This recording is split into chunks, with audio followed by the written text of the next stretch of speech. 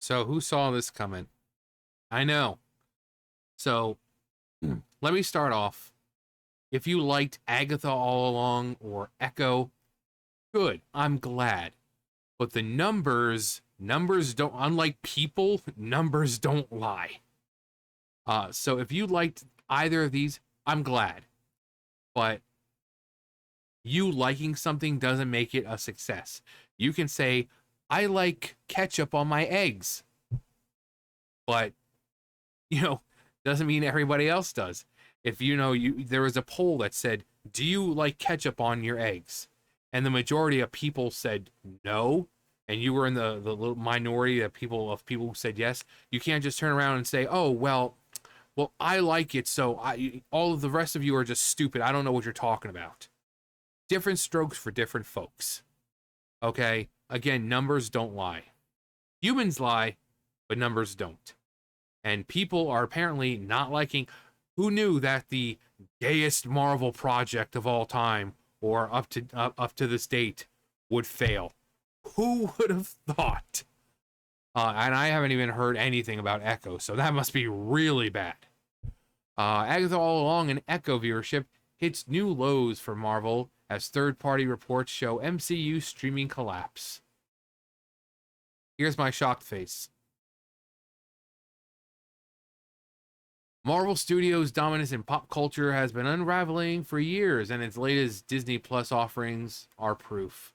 According to Luminate's 2024 film and TV report, Agatha All Along and Echo have become two of the least watched Marvel series of all time, with viewership numbers that fall embarrassingly low, below even Secret Invasion, one of the most reviled Marvel productions ever released.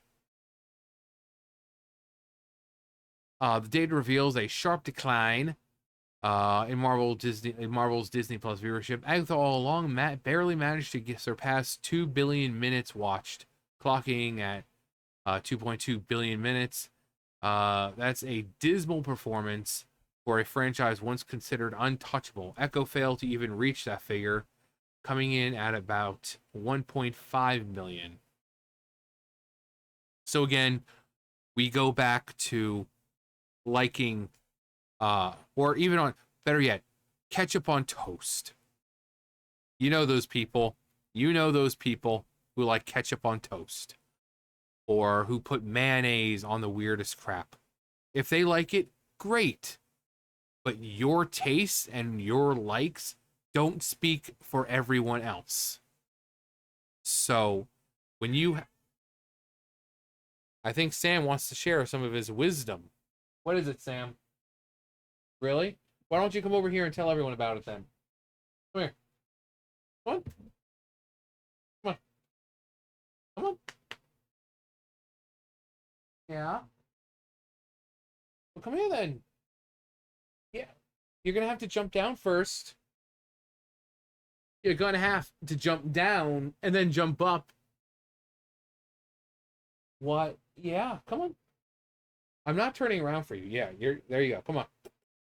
You're gonna have to just jump. He's always so difficult.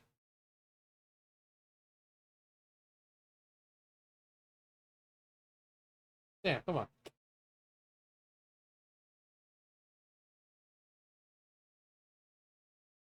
This is Sam for people who are unaware. Hello, Sam. Mwah.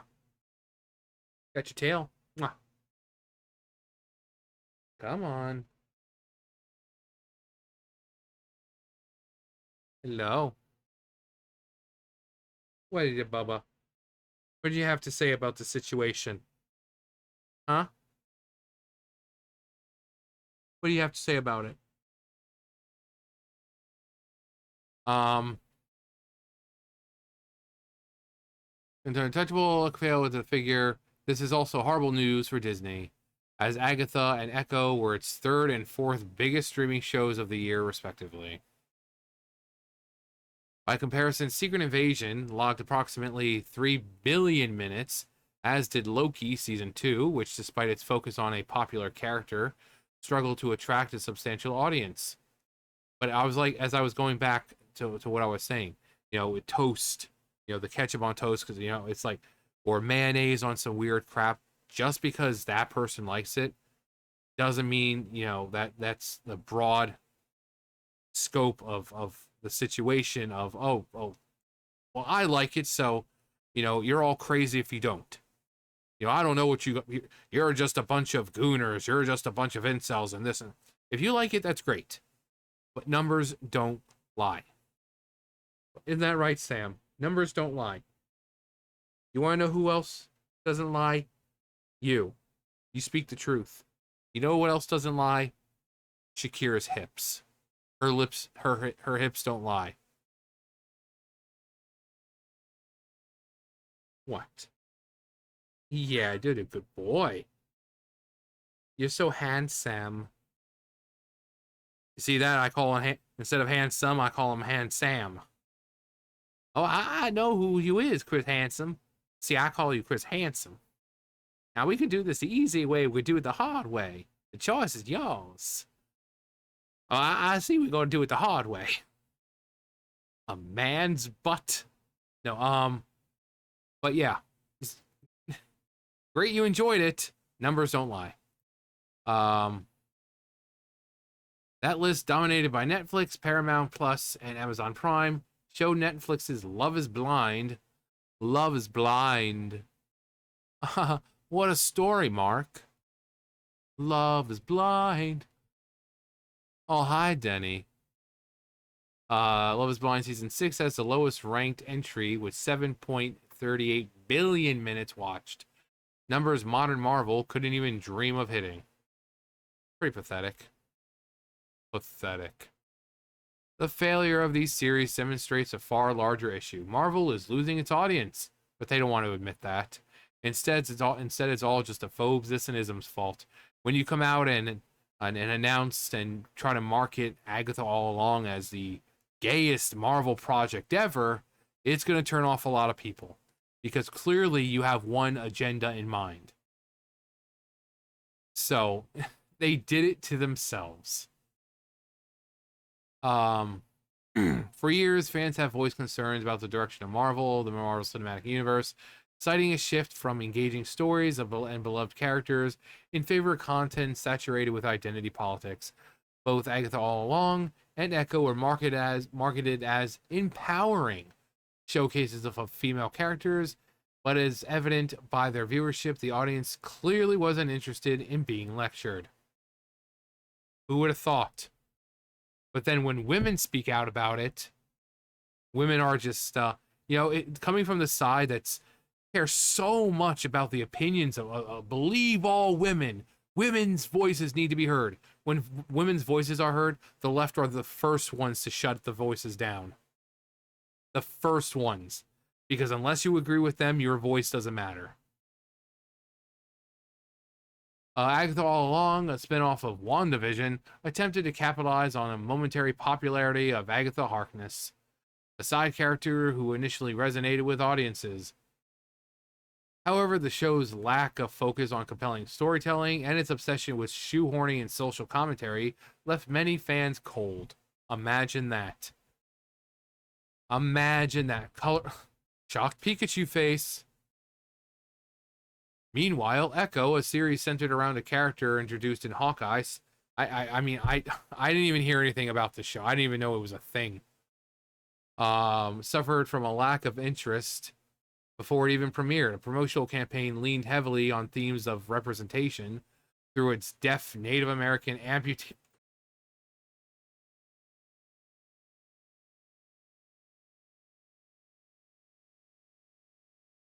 Deaf Native American amputee protagonist.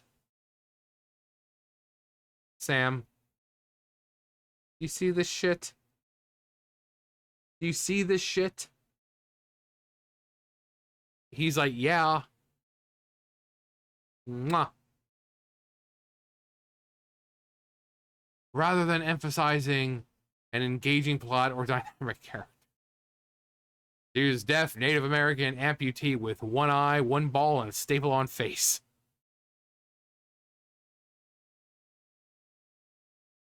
God. This trend of pushing political messaging over quality content has become a hallmark of recent, well, pretty much anything Disney. Disney, Marvel, Star Wars, all of it. They don't care about writing good stories anymore. It's about pushing an agenda. When you have things like The Acolyte being labeled as the gayest Star Wars project ever, or Agatha All Along being labeled as the gayest Marvel project ever, you're turning off a lot of people who don't give a flying crap about identity politics. They don't care if you're gay. They don't care. People are tired of having agendas and messages pushed down their throat. These writers think that the viewers are stupid, and instead of telling these stories in clever ways where you can still have a message but it's still a good engaging story, they treat the viewers like they're stupid, and they tell the viewer exactly what they need to know. Racism's bad. Women are strong. And okay, great. Give us a good story now.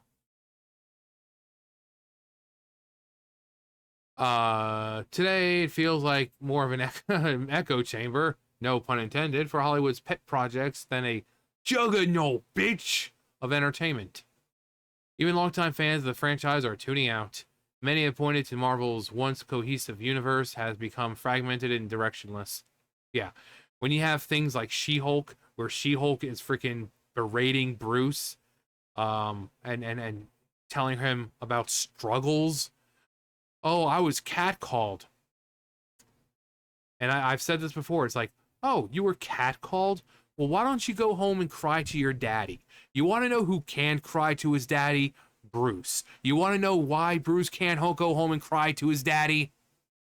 But sure, keep acting like being catcalled is this horrific, mind-breaking thing when compared to the guy you're sitting across who suffered true horrors in his life. Go on, keep acting like yours is more severe.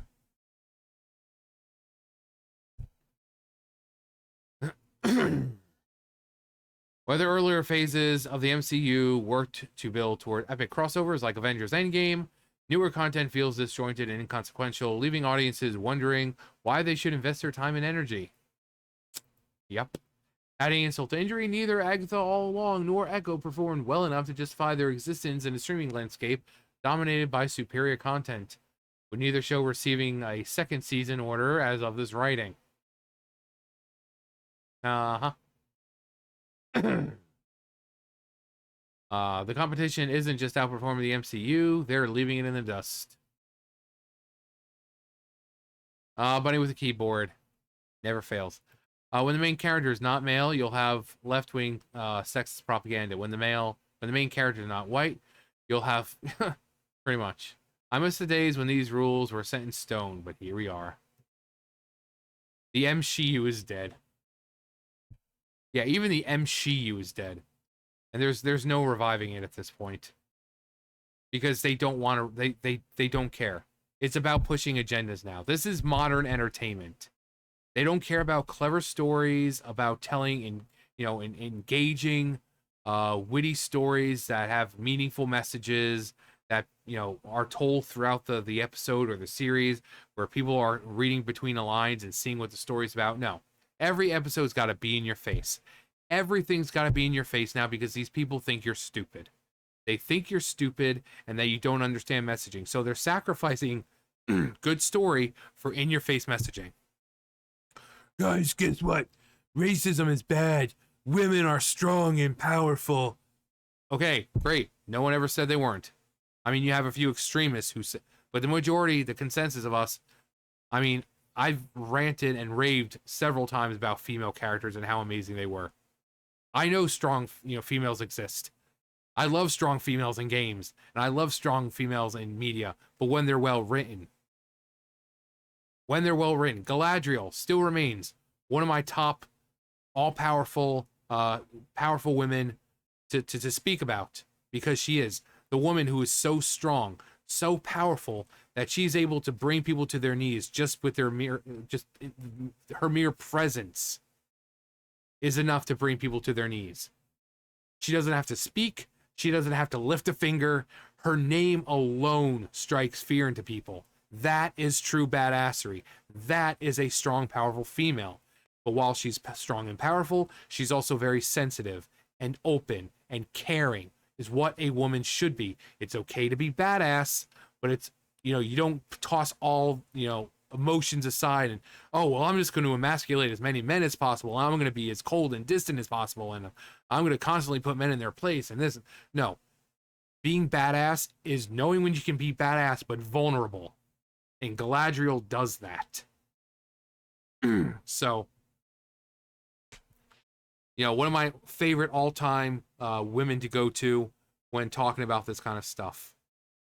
Oh, but wait, never mind. I'm just a phobus and ism. I can't like Galadriel because she's a woman. She's a woman.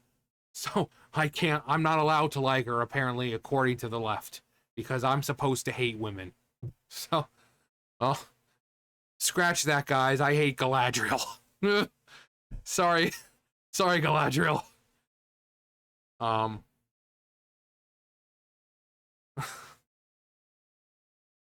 yeah, these characters, they're not well written. The stories, the messages are ham-fisted. The writers treat you like you're stupid. They care more about messaging and pushing an agenda than they do about expanding this massive universe, and not just universe. Like, it's Marvel. It's multiple universes. It's multiple timelines. They care more about, oh my god, this is the most gazy show ever, than they do about telling a good story. That's going to bring people in. Modern entertainment, and they wonder why things like this are failing.